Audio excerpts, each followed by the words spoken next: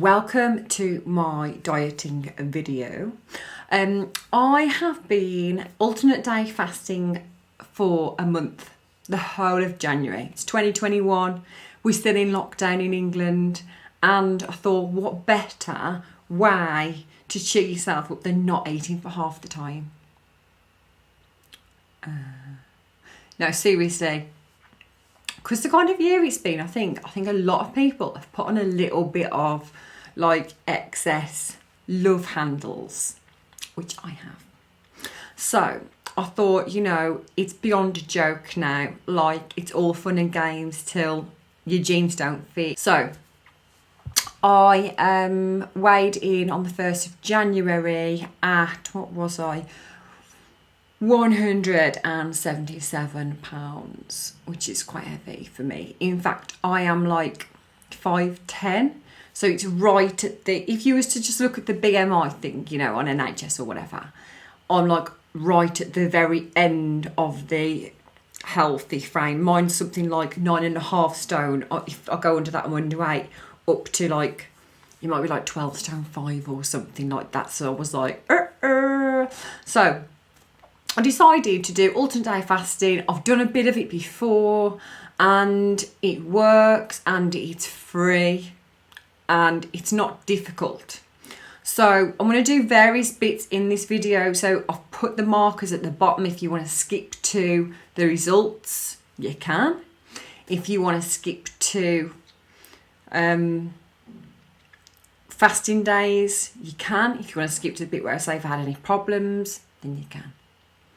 So the description of how the diet works is there's all different ones. It's not kind of like an actual, there's no fasting Bible. There probably is a book called the Fasting Bible.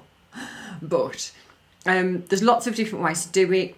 I just decided that I'd go every other day and I wouldn't eat at all. Now, some of them say you're allowed coffee with up to 100 millilitres of milk. I do this, not because some book or whatever says you're allowed to, but because I don't feel like I can get through the day without coffee, at least 5 cups. So that's what I have. So on a fasting day, I literally have a few cups of coffee. I drink some water. I haven't been drinking loads of water like I should. I've actually got one of these, which today is a really good day. Most of the days it's been full and it's been sat downstairs in the kitchen. So that is naughty. So yeah, I haven't been drinking loads of water, which you probably should do, but I did the first week, which is quite interesting when I go through the ways. And then on the days that I am eating, I literally just eat whatever I like. But generally, I'll probably get up in the morning. I don't have anything out of a coffee because I'm not really hungry in mornings anyway. I'm not a morning eater. And about 1 o'clock-ish or whatever I'm hungry, usually about 1, I have like a bowl of porridge or something.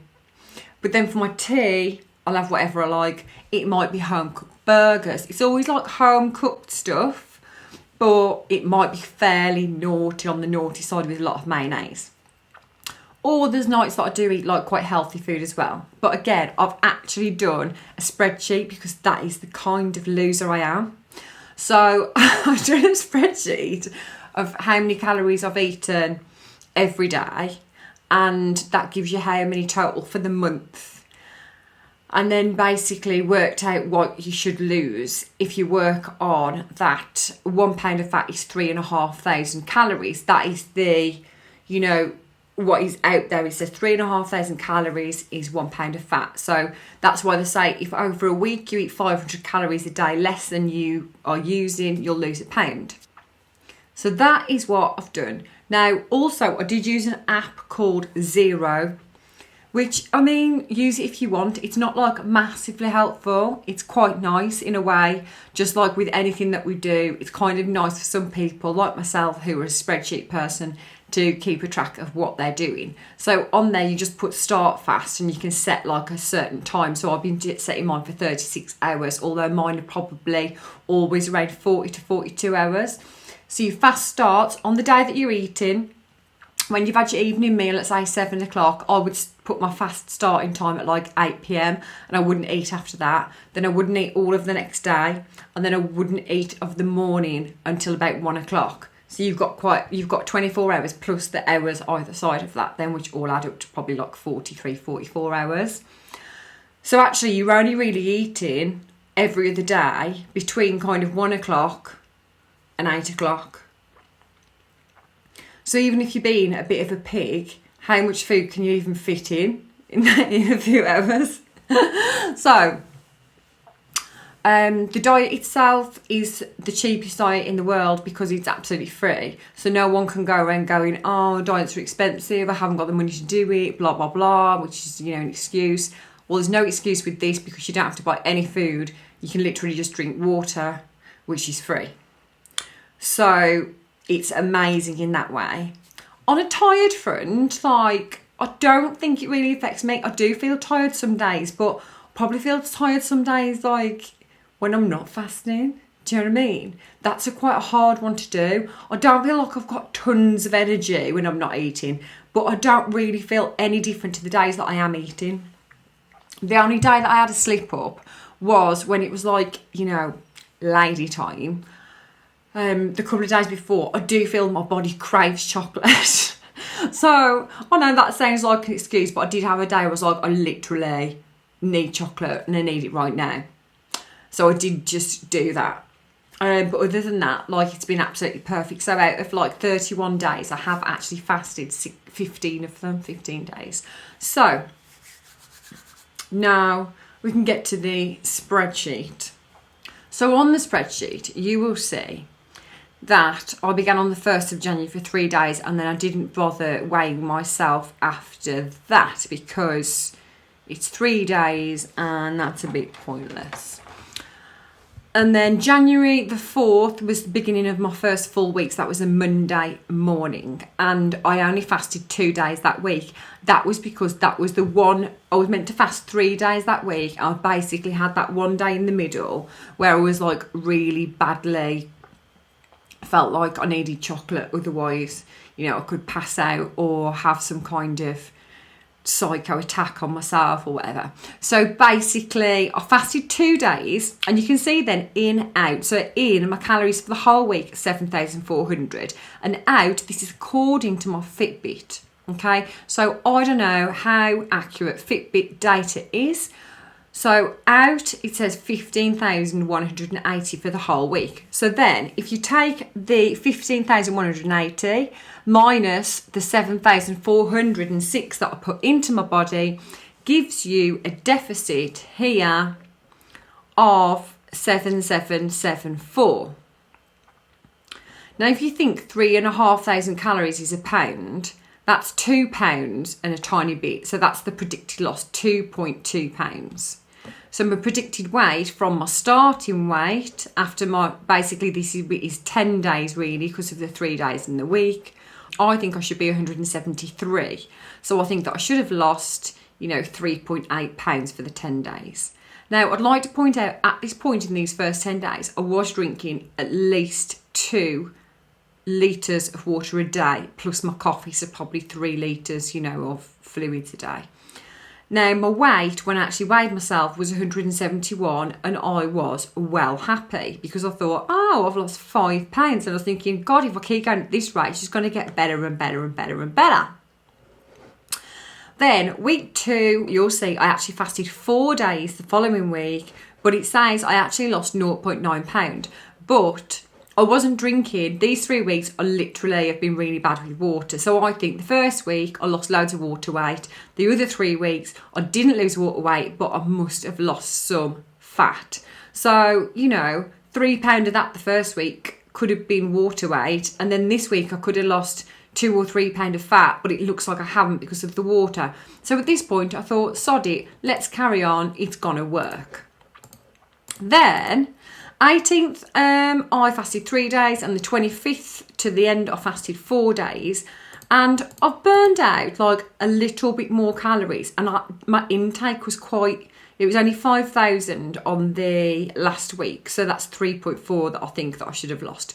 Anywho, So for what has gone in and what has gone out and my total deficit for the whole month, I predicted, according to my, calculator here, that I should lose 12.4 pounds.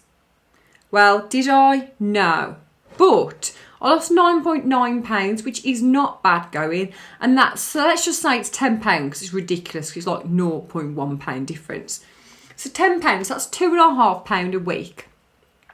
That's okay for something that you're not having to count anything, you're not having to do anything. I've eaten cream eggs, I've eaten loads of Nutella. Like, I've eaten what I've wanted on the other days. So really, you can't moan at that. It's pretty good.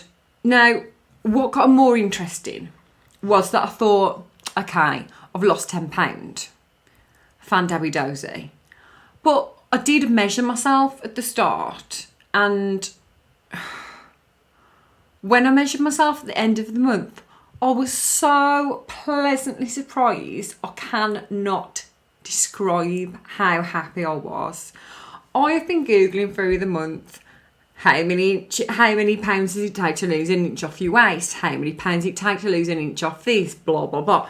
And you can't really find anything anywhere. Some say £4, some say £6, some say £8.1. And I was like, Jesus, I'm only like 4 inches if I lose £40. But then they'll say, actually, if you've got less to lose, you'll lose more inches because you haven't got that kind of girth in the first place, I suppose. So if you've kind of got a smaller bit to start off with, I'm not saying mine is small, but if you've got a smaller bit to start off with and you're only losing like, I think it was under 25 kilograms, which obviously I am, then it's like every £4. So anyway, £10.